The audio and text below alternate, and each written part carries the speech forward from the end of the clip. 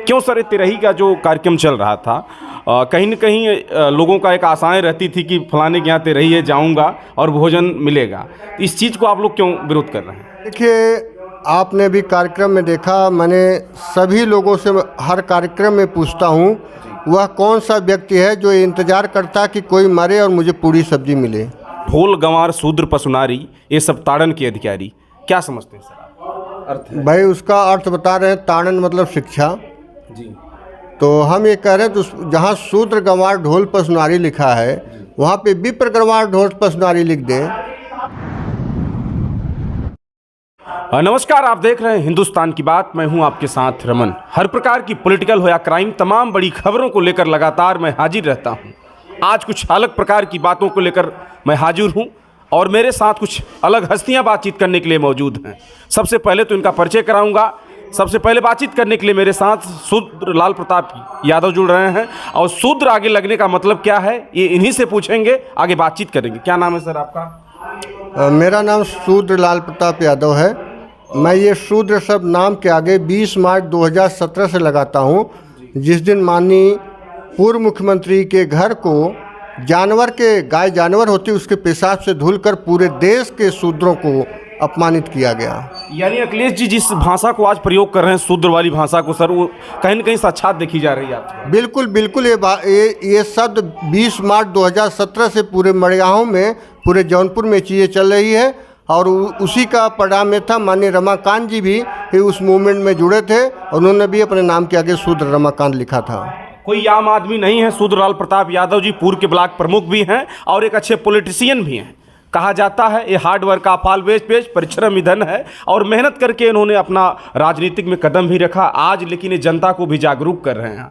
आज हम जिस जगह मौजूद हैं, यहाँ जैसा कि आप लोग जानते थे, किसी का निधन होता था तो लोग तिरही का कार्यक्रम, तमाम ऐसे कार्यक्रम आडंबर रचना आज भी करना चाहते हैं, लेकिन उस चीज़ को ख़त्म करने के लिए इन्होंने यहाँ आकर लोगों को जागरूक भी किया है, और तमाम क्षेत्र के लोग यहाँ मौजूद भी हैं। क्यों सर, तिरही का जो कार्यक्रम चल रहा था, कहीं न कहीं लोगों का एक आशाएं रहती थी कि फलाने के यहाँ तिरही है, जाऊँगा और भोजन मिलेगा।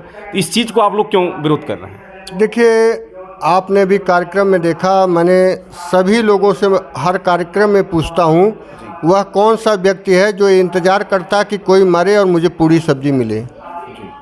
550 कार्यक्रम में आज तक जा चुका हूँ इन 7 सालों में, लेकिन सिंगल व्यक्ति नहीं मिला जो कहा कि मैं तिरही का भोज, पूरी सब्जी मन से खाता हूँ, चाव से खाता हूँ। आज तक कोई नहीं मिला। अब इससे बड़ी अज्ञानता क्या होगी? जिस भोज को कोई करना नहीं चाह रहा है, मजबूरी में कर रहा है। ये हमारे समाज का सबसे बड़ा अभिशाप है, सबसे बड़ी अज्ञानता है, और संविधान में भी इसके लिए जो है प्रावधान हुआ है कि ये दंडात्मक कर है। सवाल इस बात का है कि समाजवादी पार्टी के संरक्षक मुलायम सिंह यादव ने अपने ही कहीं न कहीं गांव से लेकर हर जगह यह संदेश दिया कि तिरही करना कहीं न कहीं मायने नहीं रखता। तिरही एक अलग चीज़ है जो गरीब, जब हम बड़े लोग करेंगे तो गरीब को भी करना पड़ेगा। उस चीज़ को ख़त्म करने के लिए मुलायम सिंह यादव ने इसको ज़रूर ख़त्म किया, लेकिन इस बात को लेकर शूद्र लाल प्रताप यादव कहीं न कहीं लगातार हर जिलों में इनका आगमन हो रहा है और लोगों को जागरूक करने की कोशिश कर रहे हैं। मुलायम सिंह यादव जब सर इसको कहीं न कहीं ख़त्म करने की कोशिश किए थे, तो तभी से आप लोग जागरूक हुए थे कि अपने मन से आप लोगों ने? नहीं, माननीय नेताजी की देन थी, उनके विचारों पर हम लोग चलने वाले हैं, और हम लोग समाज को, हम लोग राजनीति अपने लिए नहीं करते हैं, हम लोग समाज के लिए करते हैं। कैसे समाज को संगठित किया जाए, समाज का कैसे भला हो। और एक चीज़ जो आपने कहा कि गरीब के लिए, ये अर्थ से इसको नहीं जोड़ा जाना चाहिए। आज अर्थ की बात होती, रमेश जी तो करोड़ों रुपए खर्च कर देते। रमेश जी जो है पूंजीपति आदमी है, बिल्डर आदमी, करोड़ों रुपए खर्च कर देते। ये अज्ञानता की बात है, अशिक्षा की बात है।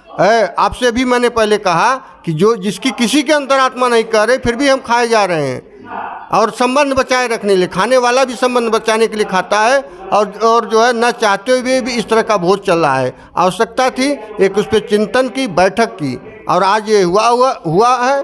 और आप देखिएगा कि आज से ये कुंवरपुर गांव में ये इतिहास बना है, और आज के बाद 4-10 गाँव के लोग यहाँ संकल्प लें कि आज के बाद तिरही नहीं, न भोज करेंगे, न खाएंगे, न खिलाएंगे। अगला सवाल सर मेरा आपसे रहेगा कि अगर एक व्यक्ति के यहाँ अगर किसी का निधन होता है तो क्या करे वो अपने यहाँ मृत को, मतलब जो निधन होता है उसको सांत्वना देने के लिए? श्रद्धांजलि करें, उनको याद करें, उनके कर्मों को याद करें कि माता पिता के कितना त्याग था, कैसे कैसे संघर्ष करके उन्होंने हमें पाला पोसा बढ़ाया। उनके नाम पे पूरी और खाने से थोड़ी उनको शांति मिलेगी। उनके जीते जी जो हम सेवा कर लेते हैं, माता पिता की जितना हो सके, जितना सेवा हम कर सके वही उनके साथ जाएगी, वही हमारे लिए भगवान है। उनसे बड़ा कोई भगवान इस दुनिया में न है न रहेगा। बाकी सब हमारे लूट पाट के अड्डे हैं। जैसा कि हम लोगों ने भी लगातार कवरेज करते हुए देखते रहते हैं कि लगभग कई गांवों में परंपराएं चल चुकी हैं। अभी मछली शहर के एक हस्ती गंगादीन यादव डीएम साहब का निधन जब हुआ तो किसी परिचय को भी मोहताज नहीं थे, लेकिन उनके यहाँ भी श्रद्धांजलि समारोह रखकर उनको कहीं न कहीं याद किया गया, लेकिन वहीं तेरही का कार्यक्रम नहीं किया गया। क्यों सर, आपको भी पता हो? जी जी जी, ये बहुत अच्छा कार्यक्रम था। और ऐसे ही देखिए, कोई भी परंपरा मजबूत लोगों से चलती है। गरीब आदमी तो समाज के बोझ के तले दबता है, लेकिन जब मजबूत आदमी कोई कार्यक्रम को शुरू करता तो समाज की एक परंपरा बन जाती है। जैसे आपने देखा होगा कि जैसे बफर सिस्टम आया, पहले बड़े लोगों ने ले आया, पैसे वालों ने, पूंजीपति ने, बड़े लोगों ने, लेकिन आज वो समाज के सबसे गरीब व्यक्ति भी कर रहा है, क्योंकि सबकी ज़रूरत बन गई और सबकी आवश्यकता बन गई। तो क्या संदेश देना चाहते हैं सर? हम चाहेंगे कि हमारा समाज संगठित रहे और शिक्षित बने, और जो भी समाज में कुरीतियाँ हैं, अज्ञानता है, उस पर चिंतन मनन हो और उसको उखाड़ के फेंके हम। शूद्रलाल प्रताप यादव जी लगातार किसी परिचय के मोहताज नहीं है। जनपद जौनपुर के एक ऐसा नाम जो पूर्व के ब्लॉक प्रमुख भी रहे हैं, और लगातार ये हर जिलों में इसलिए जाते हैं कि लोगों को जागरूक किया जाए, जो पुरानी परंपराएं थी आडंबर रचने की उसको ख़त्म किया जाए। लगातार सर अभी भी धीरे धीरे लोगों को जहन में तो बातें आ रही हैं, लेकिन अब तक आपने जहां जहां आप गए हैं, क्या वहां की व्यवस्थाएं रही? लोग वहां खत्म किए थे रही कि कर? बिल्कुल बिल्कुल। अब पहले तो शुरू करने में बड़ा कठिन हो रहा था, अब तो हम लोग समय नहीं दे पाते, पर प्रतिदिन 2-4 लोग कर रहे हैं, और सबसे ज़्यादा यादव समाज इसमें आगे आ रहा है। ये बड़ी खुशी की बात है। सबसे ज़्यादा इधर पूर्वांचल में यादव समाज चढ़ बढ़ के इस कार्यक्रम में हिस्सा ले रहा है और श्रद्धांजलि सभा कर रहा है, तेरही करने से मना कर रहा है। बहुत बहुत धन्यवाद। बगल में वकील साहब भी, इनसे मैं 2 वर्ड बात करूंगा। क्यों सर, तेरही को लेकर आप भी लगातार विरोध कर रहे हैं, इसका क्या कारण? देखिए, तेरही जो है वो मृतभोज के रूप में जो लोग खाना पीना खाते हैं, एक तरह से इमामवादियों द्वारा थोपा गया, ज़बरदस्ती थोपा गया एक सामाजिक टैक्स है। आम आदमी की हैसियत ये नहीं होती है कि वो कायदे से तेरही बरखी कर सके, इसलिए कि फ़र्ज़ कीजिए कि जैसे मान लिया कि हमारे पिताजी बीमार हो गए, कैंसर के मरीज़ हैं, और मैं 2-3-4 लाख रुपए खर्च किया हॉस्पिटल में, कमर हमारी टूट गई आर्थिक रूप से, फिर आके हम लाखों रुपए तेरही में खर्च किए करें, तो बर्बादी होती है कि नहीं होती है?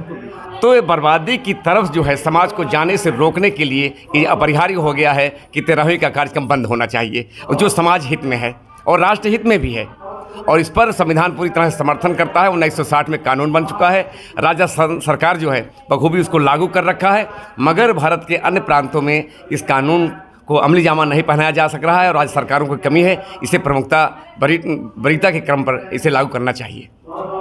जैसा कि मैं एक बात बताना चाहता हूं कि तेरही को लेकर लगभग हर जिलों में लोग अब सक्रिय हो रहे हैं, और बड़े लोगों के यहाँ ज़्यादातर देखा जा रहा है। जैसा कि कहा जाता है कि जिसके पास रुपया पैसा होता था उसको तेरही करनी चाहिए, लेकिन बड़े ही लोग इसको ख़त्म भी करने में जुट गए हैं। जैसा कि अभी एक नाम बताया गंगादीन यादव डीएम साहब के यहाँ भी, डीएम साहब का जब निधन होता है तो उनके भी भाई एक उद्योगपति हैं राजेश जी, तमाम लोग हैं बड़े लोग, लेकिन वो तेरही न करके घर पे कार्यक्रम श्रद्धांजलि समारोह का रखा। उन्हीं का देखी देखा उनके गांव में जमालपुर में एक और जगह मैंने देखा, वहाँ भी श्रद्धांजलि समारोह रखा गया। कुछ पॉलिटिकल बातें हो जाएं लाल प्रताप जी से। सर, जो स्वामी प्रसाद जी ने बयान दिया है, ढोल गंवार शूद्र पशुनारी ये सब ताड़न के अधिकारी, क्या समझते हैं सर? क्या समझते हैं? सब कुछ उसमें लिखा हुआ है। तो इसका कहीं न कहीं सर जो बात आ रही, लोग कह रहे हैं कि इसका दूसरा अर्थ है। भाई उसका अर्थ बता रहे हैं, ताड़न मतलब शिक्षा जी। तो हम ये कह रहे हैं, तो जहाँ शूद्र गंवार ढोल पशुनारी लिखा है वहाँ पे विप्र गंवार ढोल पशुनारी लिख दें, क्योंकि विप्र का जो है प्राचीन काल से शिक्षा से संबंध रहा है, उसको लिख देना चाहिए। काकर ताड़न का अर्थ बदल रहे हैं। स्वामी प्रसाद मौर्य का समर्थन कर रहे हैं? पूरी तरह से समर्थन हम ही नहीं, पूरा देश कर रहा है, पूरा देश का दलित पिछड़ा समाज कर रहा है।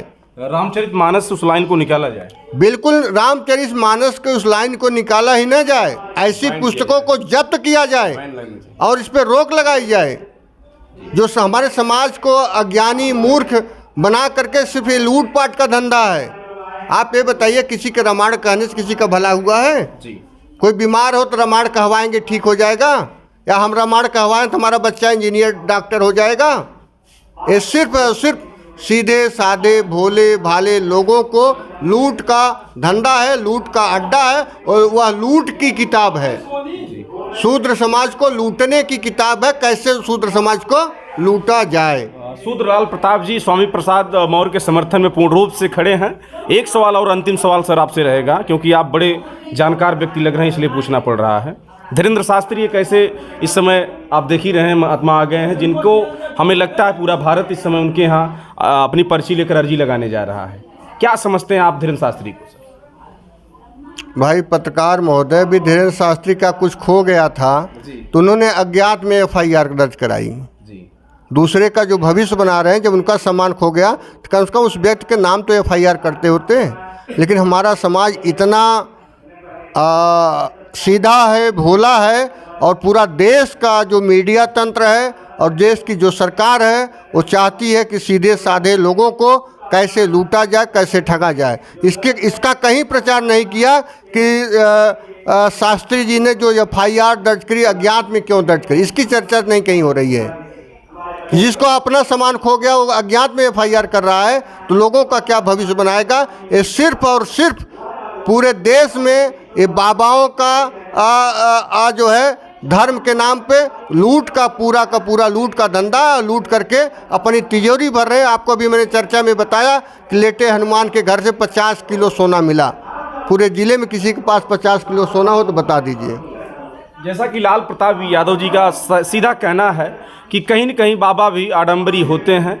तमाम बाबा भी इसके पहले भी पूजे जाते थे, लेकिन कहीं न कहीं उनकी भी गलतियां पकड़ी गई हैं। लेकिन धीरेन्द्र शास्त्री जी सर दावा करते हैं, सरकार भी उनका समर्थन कर रही है। सरकार इसलिए समर्थन कर रही है कि उसी डर से, उसी भय से वो सरकार बनाते हैं।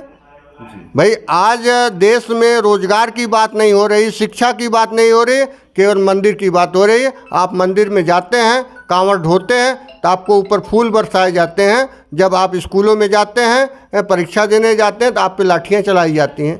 वो तो चाहते हैं कि देश समाज का जो शूद्र समाज है, 85% आबादी है, उसको अशिक्षित रख करके उस पर राज किया जाए, इनको ताड़ना दिया जाए और ताड़ना दे करके अपना हम राज करें। चलिए, बहुत बहुत धन्यवाद। लंबा बातचीत नहीं करूंगा, लंबी बात तो हो भी गई है।